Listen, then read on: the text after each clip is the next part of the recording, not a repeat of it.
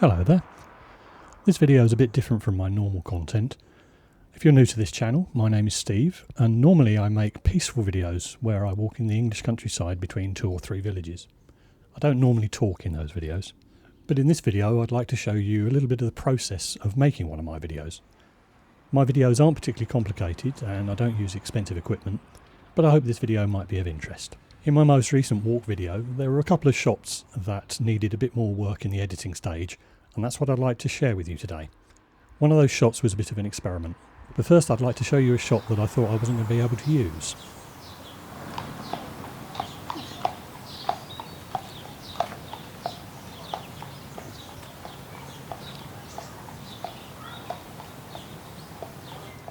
Hopefully nothing seemed out of the ordinary with that shot, in which case you may be wondering why I thought I was going to have to throw it away. But here's what actually happened. I knew that I wanted to get a shot of these signs because I was about to leave the road and head along the footpath. But as I was setting up the camera, I saw that there was a horse rider heading towards where I was about to film. We're going to photobomb. That's fine. At this point the horse wasn't in the shot, so I figured I could either leave the comment in or I could just start the shot when the horse came into view. But then straight after that I had a villager ask me what I was doing. Interested to see what you're doing. What are you doing? I'm filming video. Ah, what, the village? Yes.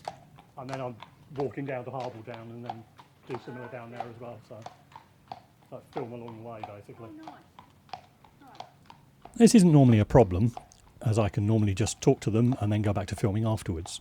But in the case of this particular shot, I wasn't going to have a second chance to be able to film it.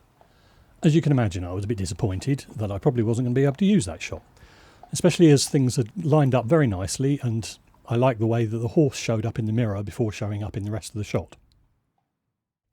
I don't have any AI tools to remove dialogue from audio, so instead all I did was move the audio from where the person stopped talking to where the horse appeared.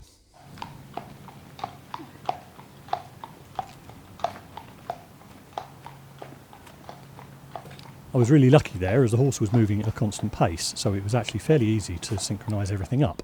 The problem I then had was the sound of the horse's hooves was further down the road than what the video was showing, so it wasn't off to the left, it was pretty much in the middle of the stereo mix. So to fix that, I panned the audio a bit to the left at the start of the shot and then gradually moved it towards the middle as the horse walked further down the road.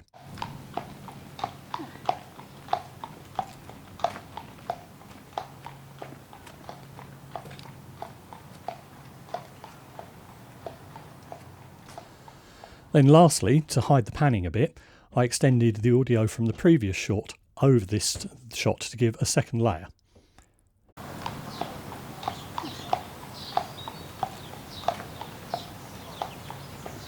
This is something I do quite a lot in my videos, but normally it's because I'm fading the audio from one shot to another.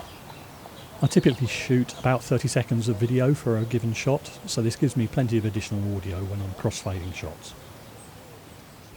Now the second shot I'd like to show you is a bit of an experiment, and I wasn't even sure it was going to work at the time. But typically I film more shots than I actually need, so it wasn't going to be a massive issue if I ended up throwing it away. Let's look at the sequence of 3 shots first before I explain what I had to do.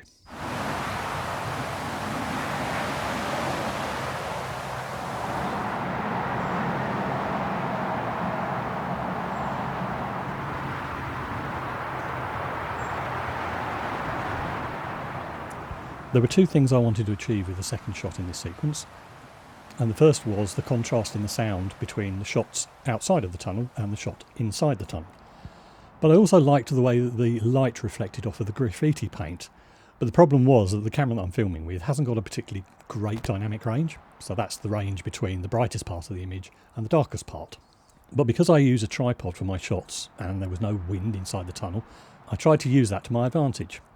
You might already see where this is going.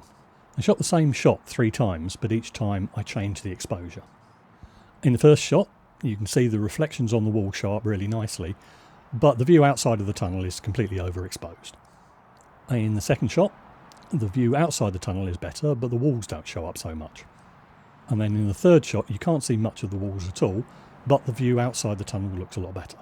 In hindsight, I probably should have taken the exposure even lower, but this is the first time I'd ever tried doing this. In the end, I only used the middle and last shots for the final shot. Most of what you actually see on screen is from the middle shot, so the walls show up nicely.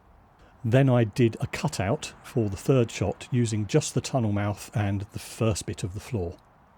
I then laid this over the first shot because both of the shots were lined up perfectly because of the tripod. And this then worked out really nicely, but the floor was still showing a little bit of a sign of this being a composite shot. So I applied a little bit of a gradient to the floor just to blend it in a bit better.